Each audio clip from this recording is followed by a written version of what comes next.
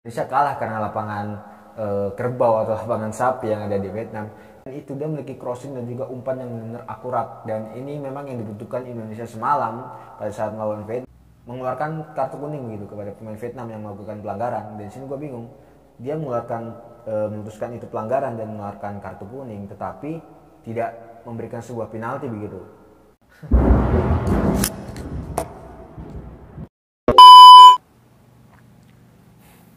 Oke guys, welcome back to my channel Mas dan balik lagi di konten Babol, yaitu bahas bola. Oke guys, jadi pada konten kali ini kita bakal bahas seputar AFF ya, antara Indonesia melawan Vietnam kemarin pada malam Selasa. Ya malam Selasa ya.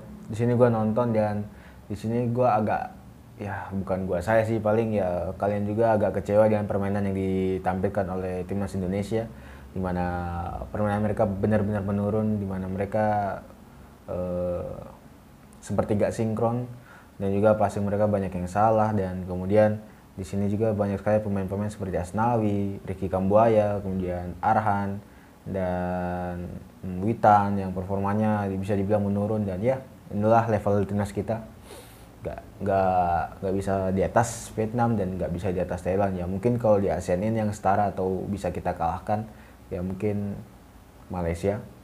Dan seperti yang kita tahu, hasil semalam Vietnam berhasil menang melawan Indonesia, dan Malaysia juga semalam ya melawan Thailand berhasil ditumbangkan, dan Thailand sih menang dengan skor 3-0. Dan otomatis jika ada perebutan juara ketiga, Indonesia mungkin akan berhadapan dengan Malaysia, dan tentu saja final sudah pasti akan Thailand melawan Vietnam. Oke, yang akan kita bahas adalah Indonesia melawan Vietnam. Di pertandingan kali ini, permainan kita ini, timnas kita ini, di sini gue gak menghina, di sini gue gak mengejek, tapi ini sesuai realitas saja. Permainannya lumayan kacau, gak sinkron, gak ada chemistry, benar-benar kacau. Entah apa karena mental mereka turun di kandang Vietnam, gua juga gak tahu, tapi sih permainannya benar-benar kacau banget. Oke, di sini Vietnam di kandangnya ini lumayan diuntungkan dengan permainannya yang lumayan cepat, dengan dukungan juga dari para supporter Vietnam. Dan sini kita tahu tipe-tipe strategi dari permainan Vietnam ini mengandalkan timing dan juga kecepatan. Dari apa yang gue tonton semalam ya, kenapa gue bilang timing dan juga kecepatan, karena kita bisa tahu bahwasanya gol-gol yang diciptakan oleh Vietnam pada saat melawan Indonesia itu di 5 menit awal.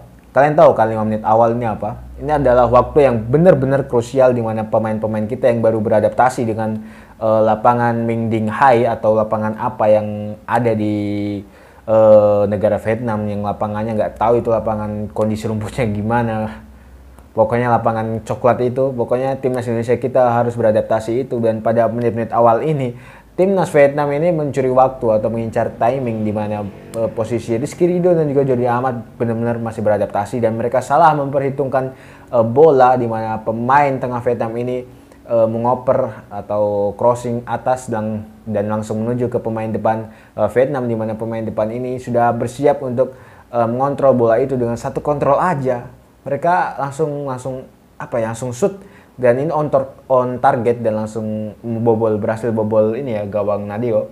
Dan sini kita tahu bahwasanya permainan Vietnam ini dalam membangun build up dan juga serangan benar-benar cepat, dan mereka beruntung juga mereka memiliki pemain yang benar-benar sinkronisasinya luar biasa, di mana mereka passing tiki taka one to one tuh jarang banget kehilangan bola dan jarang banget miss, di mana berbeda dengan permainan tim-tim Indonesia yang mereka melakukan passing one two, tetapi pada saat mendekati area pertahanan Vietnam atau di lini tengah Vietnam itu sudah kayak kacau begitu, sudah chemistry-nya sudah nggak ada. Mereka bingung pada saat mendekati area permainan area pertahanan Vietnam. Di sini lini depan kita seperti Dendi, kemudian Yakob dan juga Sadil, di sini mereka bingung bagaimana caranya mereka ingin melakukan passing ke teman atau ke timnas kita, pemain lain seperti Marcelino ataupun Yakob, pada saat mereka sudah dikunci di area pertahanan timnas Vietnam. Dan di sini pemain kita ini benar-benar sinkronisasinya itu sangat kurang, di mana mereka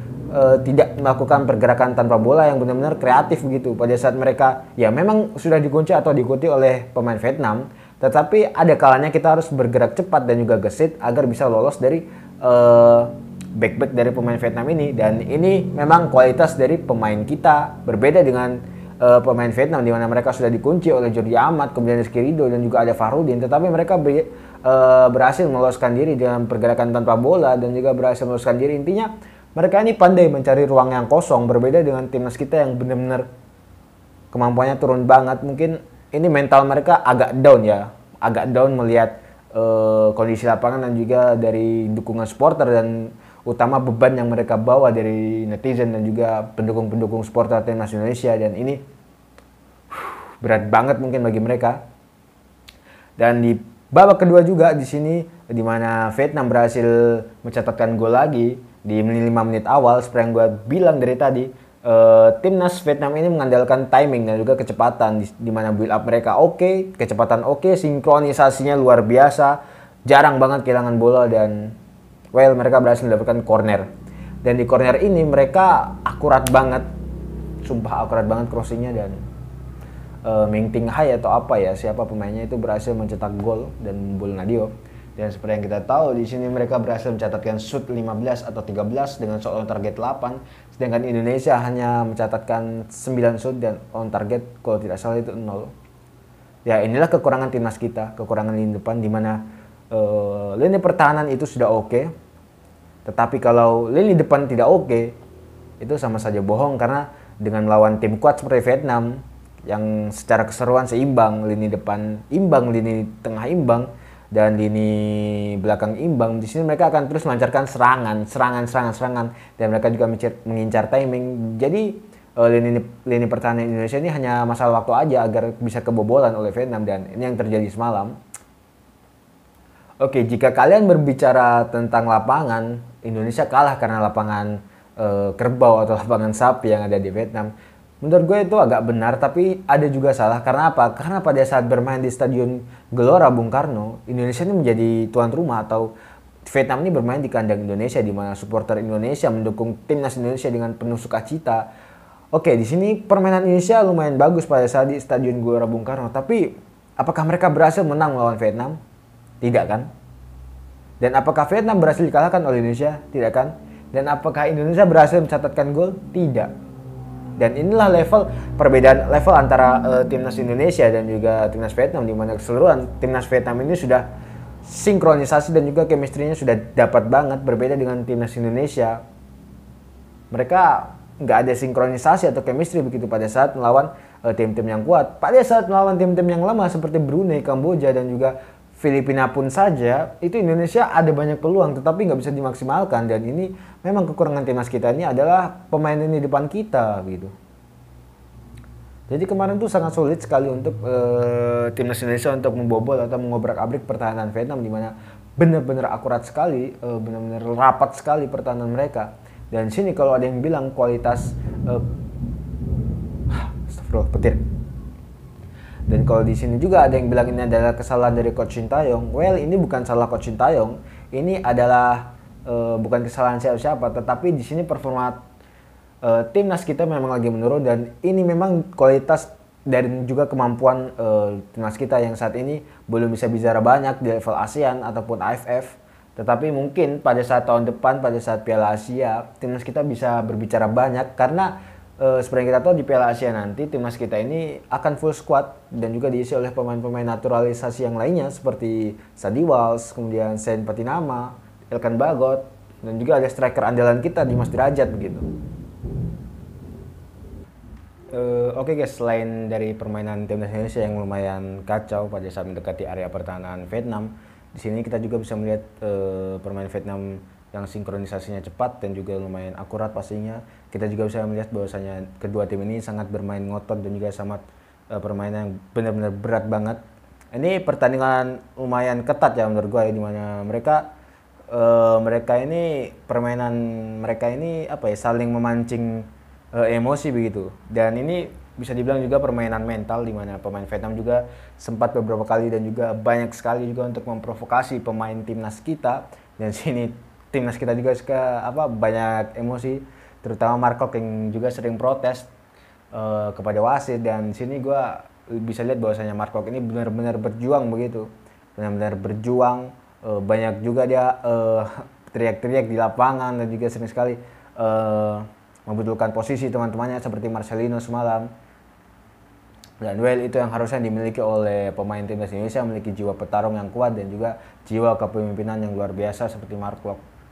Oh ya guys, selain dari itu semua, gol-gol yang terjadi dari Vietnam dengan aliran bolanya yang cepat dan juga passing-passingnya yang benar-benar menguasai lini tengah, ini juga terjadi karena juga disebabkan dengan tidak adanya Rahmat Irianto. Seperti yang kita tahu, Rahmat Irianto ini adalah pemain timnas Indonesia yang bisa dibilang sebagai pilar inti, di mana selama tidak ada dia, timnas Indonesia ini sering kebobolan ya, pada saat melawan Kamboja juga, kemudian Thailand. Pada saat Rahmat Irianto absen itu Indonesia sering kebobolan gitu. Dan seperti yang kita tahu, Rahmat Irianto ini memiliki kemampuan untuk memperhitungkan dan juga mengantisipasi gerakan-gerakan dan juga operan-operan bola cepat dari Vietnam, di mana Rahmat Irianto ini seringkali memotong counter attack dari pemain-pemain Vietnam. Dan juga terbukti di leg 1 juga, dengan adanya Rahmat Irianto, Vietnam juga kurang ataupun jarang bisa melancarkan serangan yang benar-benar mematikan gitu, dengan serangan yang berbahaya. Berbeda dengan tidak adanya Rahmat Irianto, di leg kedua ini Vietnam benar-benar leluasa melancarkan aliran bola yang cepat, umpan yang akurat dan juga passing-passing yang luar biasa. Dan sini tidak ada pemain tengah yang bisa mengantisipasi itu. Ya meskipun tidak ada Rahmat Irianto juga, Ricky Kambuaya juga sempat masuk di babak kedua, tapi masih tidak bisa berbicara banyak, meskipun sudah beberapa kali juga menggagalkan umpan dan juga sering mencuri bola dari Vietnam, tetapi ini masih sangat kurang karena tidak ada pemain seperti Rahmat Irianto yang membantunya di lini tengah, dan ini juga masih cukup kesulitan. Dan itu guys. Kemudian pada saat kemarin gue nonton ini, gue berharap Asnawi di babak kedua dan juga Arhan ini bisa digantikan begitu. Kemudian juga Sadil bisa digantikan juga dengan Ramadan Sananta, kemudian Witan dan juga Edo bisa masuk begitu. Gue berharap itu karena pada saat Edo melawan Brunei Darussalam, pertandingan Brunei Darussalam, di sini Edo menampilkan performa yang cukup luar biasa begitu, meskipun kemampuan bertahannya lumayan terlambat. Pada saat overlap dia turunnya terlambat banget untuk membantu pertahanan. Tetapi di lain itu dia memiliki crossing dan juga umpan yang benar-benar akurat, dan ini memang yang dibutuhkan Indonesia semalam pada saat melawan Vietnam. Tapi mungkin Coach Sintayong menilai mental Edo ini belum siap, padahal pada saat menit ke-80 atau 85, jika itu memang sudah dipastikan Indonesia kalah, apa salahnya kalau kita mencoba menurunkan pemain seperti Edo, kemudian Ramadan Sananta. Dan Ramadan Sananta yang memiliki umur yang masih muda dibandingkan Spaso, dengan mobilitasnya dan juga pergerakannya yang masih bisa dibilang sangat gesit dan juga cepat. Bisa saja mereka bisa menciptakan peluang, dan juga di mana Ramadan Sananta ini memiliki chemistry dengan Yakob Sayuri yang sudah lama satu klub dengan Yakob, mereka mungkin saja bisa memberikan permainan yang juga cukup luar biasa begitu. Dan di sini Coach Sintayong tidak mencoba itu dan menurunkan Witan dan juga Spaso, dan tidak melakukan banyak pergantian pada saat babak kedua. Dan sini yang gue agak kecewa juga karena hal itu. Kenapa nggak coba Edo, Ramadan Sananta, ataupun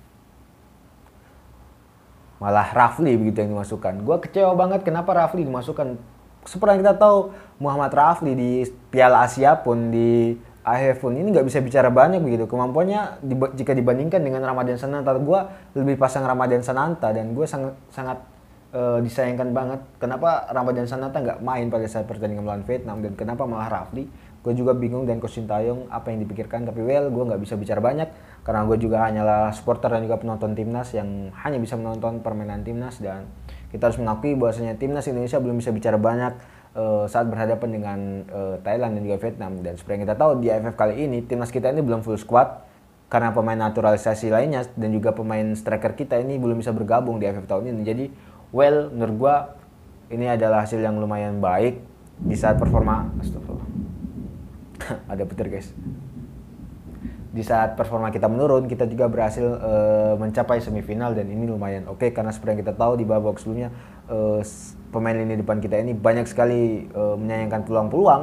Berbeda dengan lawan-lawan kita seperti Vietnam dan juga Thailand, mereka benar-benar memanfaatkan peluang dan benar-benar mengincar itu dan tidak akan melewatkan peluang satu kali pun.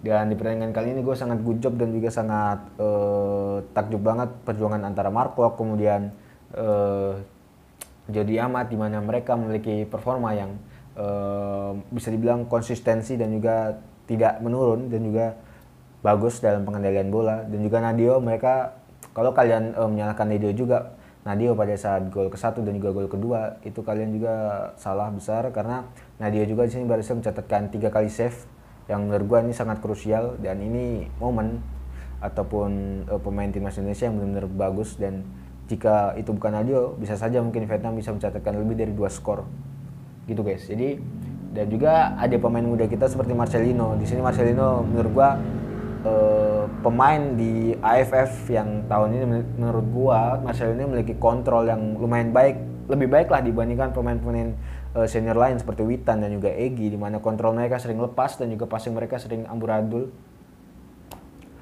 Well, pokoknya intinya di sini timnas kita nggak bisa bicara banyak karena performa lagi menurun. Entah ini apakah pengaruh dari liga kita yang berhenti selama 2 bulan, dan menurut gua Arhan ini menurun karena memang jarang dipakai atau diturunkan di Jepang Liga 2. Diturunkannya hanya pada saat itu debutnya 1 kali aja. Kemudian Asnawi gua kurang tahu Asnawi kenapa menurun, dan untuk Witan gue juga kurang tahu karena beberapa kali gue lihat Witan lumayan on fire juga di klubnya. Cuma sudah berapa bulan gue nggak lihat. Udah, inilah hasil yang bisa kita terima. Dan di sini juga gue agak bingung dengan keputusan wasit pada saat pelanggaran yang terjadi di lini pertahanan Vietnam. Di sini dia mengeluarkan kartu kuning begitu kepada pemain Vietnam yang melakukan pelanggaran. Dan di sini gue bingung. Dia memutuskan itu pelanggaran dan mengeluarkan kartu kuning, tetapi tidak memberikan sebuah penalti begitu pada saat menit ke-23. Dan sini seperti yang kita tahu, padahal kalau Indonesia bisa mendapatkan sebuah penalti dan bisa menyamakan skor pada menit ke-23, itu akan otomatis bisa menaikkan mental pemain-pemain kita. Dan mungkin saja dengan naiknya mental itu, kemampuan-kemampuan timnas kita ini, pemain timnas kita ini bisa mungkin lebih percaya diri begitu. Tapi well, takdir berkata lain dan nasib berkata lain. Dan ya, ini hasil yang kita terima. Dan ya, begitulah.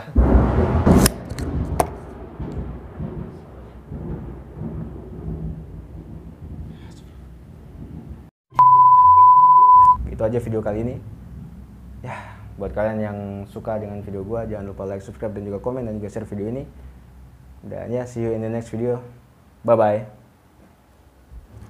Wah, anjing.